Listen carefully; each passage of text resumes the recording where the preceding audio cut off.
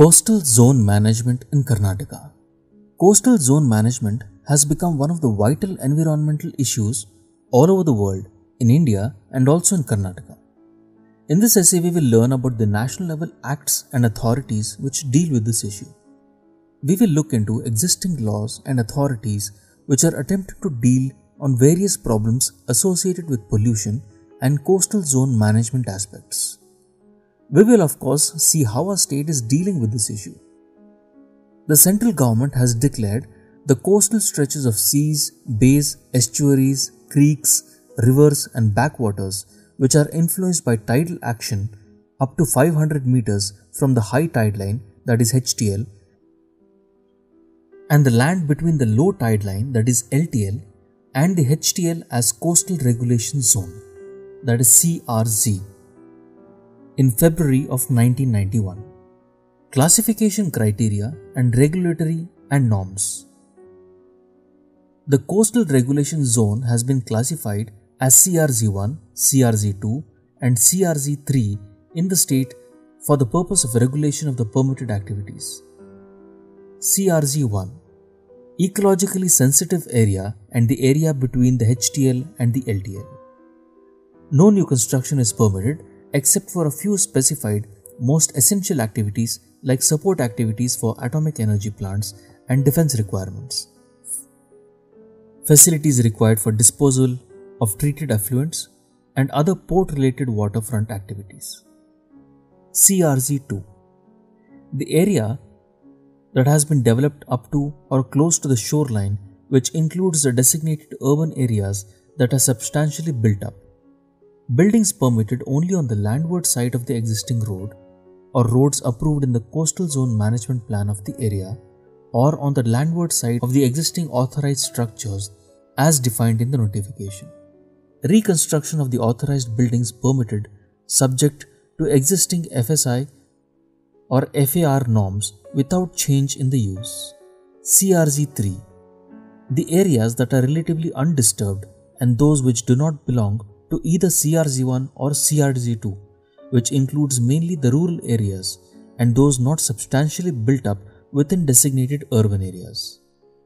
The area up to 200 meters from HTL is earmarked as no development zone. No construction is permitted within this zone except for repairs to the existing authorized structures without exceeding existing FSI, plinth area and density. Development of vacant plots between 200 and 500 meters of HTL is permitted in CRZ3 for the purpose of construction of dwelling units and hotels and beach resorts subject to certain conditions. Karnataka State Coastal Zone Management Plan. Coastal Zone Management Plan, that is CZMP, of the state was prepared and was approved by the Ministry of Environment and Forests in the year 1996. According to this, areas covered under CRZ1, CRZ2 and CRZ3 were identified using satellite imagery and prepared maps in the scale of 1:25,000. As the enforcement of the law and the management of the zone from the point of view of protection of environment using these maps was difficult, the following steps are taken. Demarcation of high tide line and low tide line on the ground and fixing reference pillars all along the coast and rivers. Preparation of local level coastal regulation zone maps on the cadastral maps indicating HTL, LTL, 200 meter line, 100 meters line and other lines required for the purpose of enforcement of the law, the reference pillars and different zones of regulation. The above task has been entrusted to National Hydrographic Office in Dehradun, which is an organization under the Ministry of Defence of the Government of India.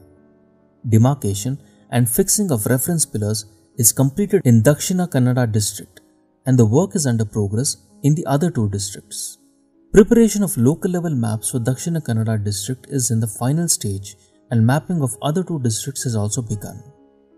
Karnataka State Coastal Zone Management Authority. Karnataka State Coastal Zone Management Authority has been constituted by Section 3 of the Environment Protection Act of 1986 for a period of 3 years. The authority has the following functions. The authority has the power to take the following measures for protecting and improving the quality of the coastal environment and preventing, abating and controlling environmental pollution in the coastal areas of the state of Karnataka, namely, examination of proposals for changes or modifications and classification of coastal regulation zone areas, and in the coastal zone management plan received from the Karnataka state government, and making specific recommendations to the National Coastal Zone of Management Authority thereof. 2.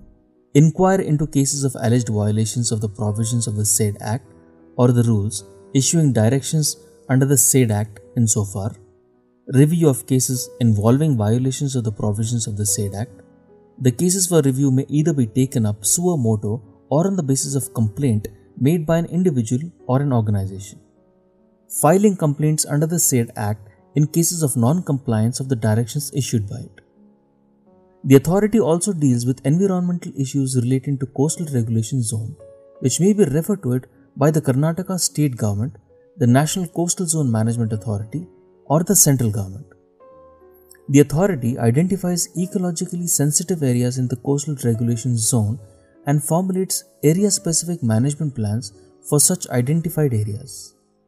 The authority identifies coastal areas highly vulnerable to erosion or degradation and formulates area-specific management plans for such identified areas. The authority identifies economically important stretches in coastal regulation zone and prepares integrated coastal zone management plans for the same.